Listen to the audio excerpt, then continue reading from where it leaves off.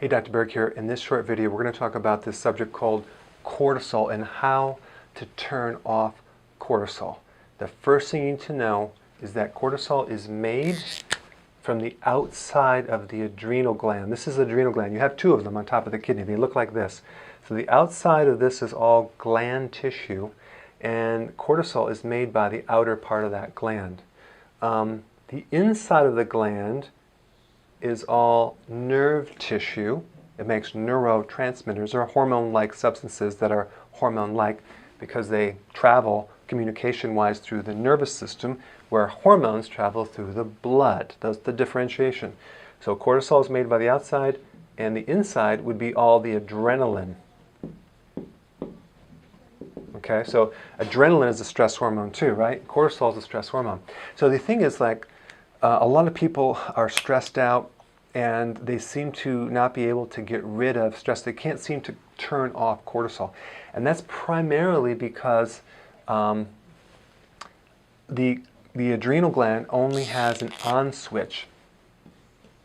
See, cortisol is a hormone that reacts to stress and adapts the body to stress states. Okay? And the same thing with adrenaline. It reacts to stress and it adapts the body to stress states. So if you're being chased by a tiger, for example, you're going to have the heart rate go up. You're going to have the blood flow to your muscles. You're going to have a very awake brain and excessively, aware. And then you're going to have higher blood pressure. You're going to have more adrenaline. You're going to have all these different things, but you're not going to have as much digestion or reproduction. So it's going to turn those things off.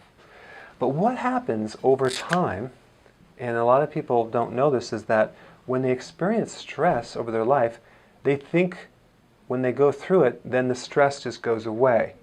No, all stress is accumulative. I have a machine that measures accumulating stress, and you can see in a body the huge relationship between the quantity of stress and then in present time, their body is stuck on and will not turn off because the adrenal only has an on switch. It doesn't have an off switch. Okay? So all stress accumulates. And it's also interesting to note that, and I'm going to just tell you, it's probably 100%, it might be 99% of the time, but nearly 100% of the time you take autoimmune cases like rheumatoid and MS and lupus and all these different autoimmune diseases, it always happens after a stress event. Primarily a loss or some threat of loss or divorce or whatever. Why is that? Because a loss is a severe stress to the adrenal. It shocks the body even more than a physical stress. And the person can be stuck in it for years. As far as the physical body gets stuck in it, and then you're over here, but your body's still reacting down there, and then it turns on this autoimmune thing. So that's interesting. So we have this thing where we have the adrenals that get stuck on over time because of accumulated stress. It can be measured objectively. You can feel it subjectively just on how well you tolerate stress and how you deal with stress. If you can't tolerate stress and things get to you easily, irritate you easily, then we know the adrenal glands are on edge. Now there's a term for this called flight or fight mode. So when you're in flight or fight, you're in this mode where you're constantly either fighting or running away something. It's a stress state. So the flight or fight can be measured as well, and I can measure that on a test. And you can see how much flight or fight the person's in versus if it's normal or they're stuck in flight or fight. And a lot of people are stuck in this flight or fight from past stresses. Okay? And these stresses could be, change of hormones, menopause. It could be physical stress, mental stress. It could be any type of stress at all. So that's really what's happening, is that we have this hormone that's too high and this hormone that's too high because of the old stress that you don't see because it's stuck in the past. So they do all these tests and they can't find them because it's not showing up on a blood test, it's not showing up on other tests, but it might be in blood pressure or pulse rate, but you have to use a very sensitive test to pick this up. And I use a test that measures this part of the adrenal. It's called the autonomic nervous system. This is all sympathetic nerve fibers. So we can measure that on a test that's called heart rate variability. Don't worry about the name, but it's just realize there is a test that can measure that. And when I look at people, I look at two things. One is how much stress that they have in their body, and number two, how much health or recovery reserve do they have as well, because it measures both parts. And I find that it's a relationship, and when someone's usually in stress for long periods of time, they lose their health reserve, their recovery, their reserve to back onto, because if you lose your recovery, then a little bit of stress really can affect you badly. But if you have good recovery and you're stressed, it doesn't bother you as much because you have this buffer to fall back on. So the question is, what do we do to turn this off? Okay?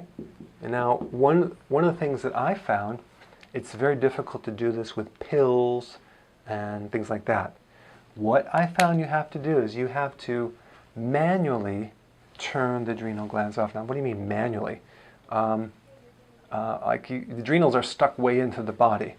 Well, there's techniques that basically work on other parts of this nervous system. Okay, it's called the sympathetic nervous system, and there is other parts of the nervous system that control the off switch, and that's called the parasympathetics. So that's another word. Parasympathetics means the part of the nervous system that turns things off because it controls rest and digestion. So inevitably, someone that's stressed usually has problems with resting and digestion. So if you look at the whole body and find out where these things are located, you can do techniques, acupressure without needles or massage on these locations of where these things are located in the body, and create an incredible relaxation effect that actually helps this part of the nervous system. So you're really working not on the gland per se, but you're working on the nervous system. You're increasing the flow of this electrical wire that's connected to the brain that won't turn off. It's like a switch. So what I did is I listed a series of videos below in the link that you can click on to see some of the techniques. There's a lot of them, but I'm just going to show you a couple that you can apply on your nervous system to help turn off this cycle.